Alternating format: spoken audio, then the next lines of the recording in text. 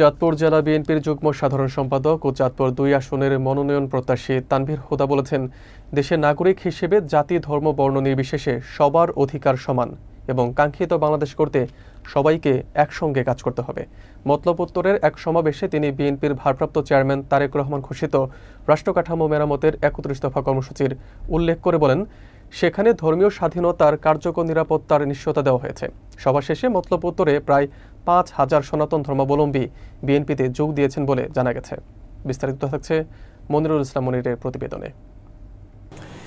বিএনপির ভারপ্রাপ্ত চেয়ারম্যান তারেক রহমান ঘোষিত রাষ্ট্রকাঠামো মেরামতের ৩১ দফা বাস্তবায়নের অংশ হিসেবে চাঁদপুরের মতলব উত্তরে দুর্গাপুর ইউনিয়নের হিজলাকান্তি সরকারি প্রাথমিক বিদ্যালয় মাঠে সনাতন ধর্মাবলম্বীদের সঙ্গে এক মত বিনিময় সভার আয়োজন করা হয়।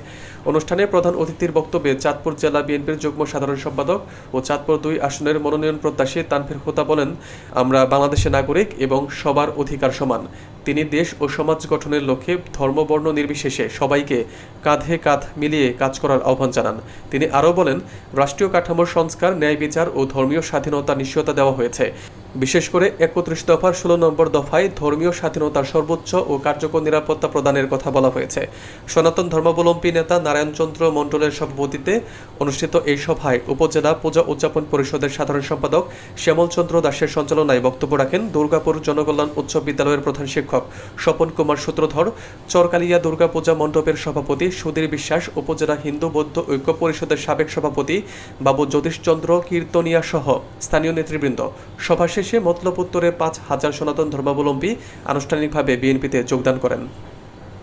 সমাজের মধ্যে আপনারা যদি আগে দেখেন, এই স্বাধীনতার পর আমাদের হিন্দু ভাই বোনদের জায়গা জমি নিয়ে গেছিল কারা? কোন দল নিয়ে গেছিল? যত রকম অত্যাচার আছে হিন্দুদের সম্পত্তি, ব্যবসা বাণিজ্য, এগুলোর উপর প্রথম যে আঘাত আনে যে দল, তার নাম হচ্ছে আওয়ামী লীগ। আপনারা দেখবেন এই যে গত ২ বছর পূজা গেল, দুর্গা পূজা সবচেয়ে বড় পূজা আপনাদের, এটা নিয়ে প্রশাসন থেকে শুরু করে বিএনপির প্রতিটা নেতা কর্মী অত্যন্ত সজাগ ছিল এই কারণ যে ওই যে দুষ্কৃতিকারী যারা চলে গেছে, তারা বিভিন্ন ষড়যন্ত্র কইরা এমন ঘটনা ঘটানোর চেষ্টা করবে যেন বহির্বিশ্বের কাছে বলতে পারে বাংলাদেশ সাম্প্রদায়িক সম্প্রীতির কোনো দেশ না, অসাম্প্রদায়িক দেশ, সাম্প্রদায়িক দেশ, এটা প্রমাণ করার জন্য। সুতরাং সেই জন্য আমাদের সজাগ থাকতে হয়। এমন বাংলাদেশ আমরা চাই না। আমাদের নেতাকর্মীরা সবসময় আপনাদের পাশে আছে। যে কোনো বিপদ আপদে আমাদেরকে স্মরণ করবেন। আমি আপনাদেরকে আহ্বান জানাবো, যার যার এলাকায় আমাদের ধর্ম, বর্ণ, জাতি, গোষ্ঠী নির্বিশেষে একটি ইনসাফের এবং সুবিচার ভিত্তিক সমাজ ব্যবস্থা আপনারা গড়ে তুলেন। তাহলে বাংলাদেশটা ধীরে ধীরে এগিয়ে যেতে পারবে। আমি বক্তব্য দীর্ঘায়িত করব না। আমি নিজেই আজকের বক্তৃতাতে যথেষ্ট দ্বিধান্বিত সময়ের কারণে, এবং কখন আজান দিয়ে দিবে, প্রোগ্রাম শেষ করতে হবে, সেই কারণে আমি আপনাদেরকে অত্যন্ত ধন্যবাদ জানাই। আপনারা আজকে এখানে এসেছেন। এই ৩১ দফা বাস্তবায়নের লক্ষ্যে আপনারা আমাদের পাশে থাকুন এবং জানতে চেষ্টা করুন। প্রতিটা লিফলেটের মধ্যে লেখা আছে, আমাদের নেতাকর্মীরা আপনাদের ঘরে ঘরে যাচ্ছে এই ৩১ দফার প্রচারণা নিয়ে। আমাদের উপর আস্থা রাখুন।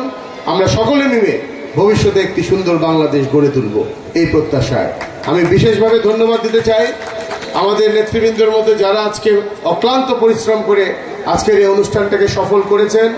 আমাদের এই দুর্গাপুর ইউনিয়নে যেহেতু প্রোগ্রামটা, এখানে আমাদের বিএনপি নেতা গোলাম রাব্বানী মামুন, তারপরে হচ্ছে কি আমাদের দুবাই থেকে কষ্ট করে আসছেন এবং যথেষ্ট পরিশ্রম করছেন 2 দিন ধরে।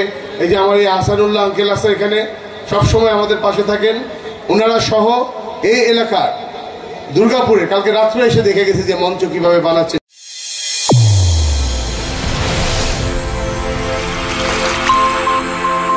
চ্যানেল A1 হৃদয়ের স্পন্দন।